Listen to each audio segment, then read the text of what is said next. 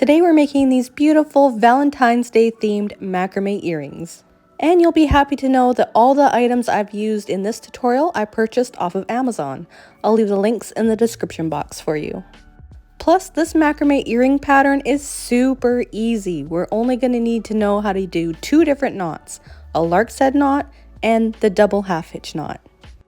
Alrighty, so to attach our cord, we're going to use a lark's head knot. Fold your cord in half and then place the loop end behind the frame of your earrings and then thread your tail ends through that loop. Cinch up the slack and slide it over a little bit so that we can attach the rest of our cords. So again, you want to make a loop and place that behind the frame of your earrings and then thread your tail ends through that loop. Okay, so attach all 10 cords. Okay, so you should have attached 5 cords on this side and 5 cords on the other side. Next, we're going to tie our rows of double half hitch knots. We're going to work on the left hand side first, so move the right hand cords out of the way. Drag your very first cord all the way over to the right. This is going to be your filler cord. Then with the next cord in line, we're going to make a loop over top of our filler cord. Place it behind and then through that loop, and then cinch it up to the top near the base of your lark's head knot. Repeat one more time, so make a loop with your cord, then wrap it behind your filler cord and cinch up to the base of your lark's head knot. And that is how you tie a double half hitch knot. Now we're going to do this again with the next cord in line, so make a loop, wrap it around your filler cord and cinch it up. And just be sure that you loop it around twice for each cord.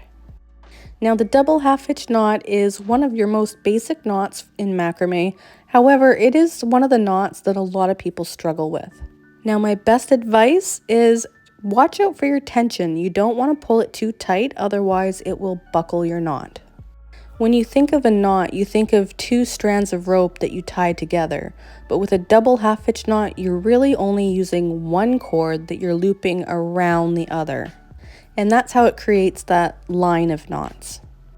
Does that make sense? I hope that was helpful to you. If it is, please leave me a heart emoji in the comments below. Okay, so we finished the first half of our row.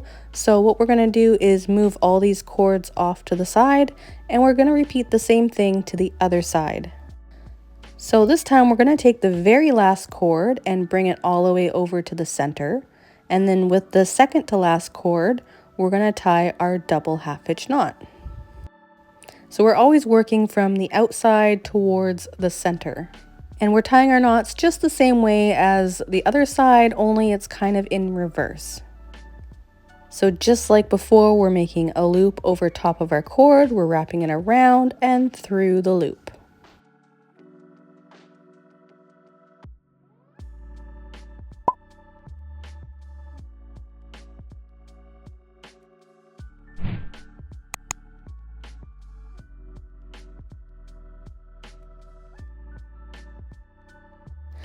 Okay, so once you've done both sides, we want to connect the 2 filler cords together.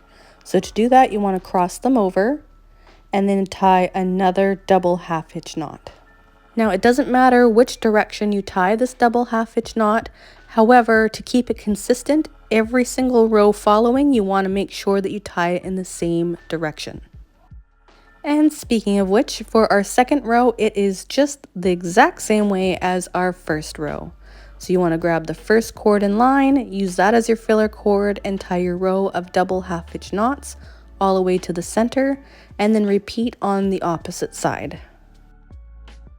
So I'm going to carry on and do all of my rows. I'm going to complete 5 rows in total, but there's a little bit more cord left, so if you want to keep going, you can totally go ahead and do that. Or if you want to do less rows, that is okay too, whatever is your preference. Just note, if you're going to do it shorter, you'll have a little bit of waste of cord. Now, if you've done all 5 rows, like me, you should have something that looks like this. Alright, so now to finish off the ends, what we're going to do is we're going to trim them really short, but not right up against our work. We want to leave a little tiny bit of a tail so that we can melt it. I am probably leaving about a half of a centimeter or roughly around 3 millimeters of a tail. I find this is the perfect length. You don't want it too short and you don't want it too long, because as we're singeing it, we want to press it so that our melted ends wrap towards the back end. And of course, please use extreme caution when you're working with any type of flame, and don't use your finger to press it because the melted synthetic rope is fairly hot and I do not want you to burn yourself. I'm actually speaking from experience. Don't touch the melted cord. Alright, so I have this little heart charm that I want to dangle in the center of my earring. So to do that, we're going to need a small piece of chain and a jumper ring. Attach the jumper onto the chain and then also thread that jumper through the bottom loop of the top of our earring. Close the jumper with your pliers and then go ahead and add your heart onto the bottom of the chain. And oopsies, I almost forgot the earring hook. We don't want to forget that. So add the stopper to your hook and then attach onto the top of your earring.